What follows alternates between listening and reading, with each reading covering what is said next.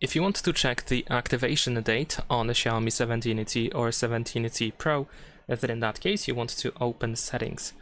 Now over here in settings we can start by going to battery, and then over here we have the battery protection. Then you should be able to find the first use over here, where we can see the month and the year when the phone was activated for the first time, or the battery was used for the first time. Now if you want to find a more detailed date, then in that case you can also use the Google. So we can open Google option over here in settings to open Google services. Then you can tap on your Google account and you can go to manage your Google account.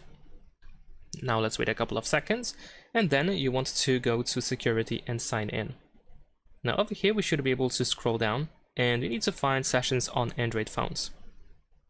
After that, you should be able to find your Xiaomi 17T, so we can select it in here. Wait a couple of seconds, verify yourself with your fingerprint or screen lock password, and then we should be able to see the first sign-in date. Of course, this information is only valid if you actually used the selected Google account on your first day when you got your phone. If you signed in later on, then of course this date might be slightly inaccurate. But still, this is how we can try to check the activation date. Of course, if you used a different account, you can still change it by using the profile here in the upper right corner.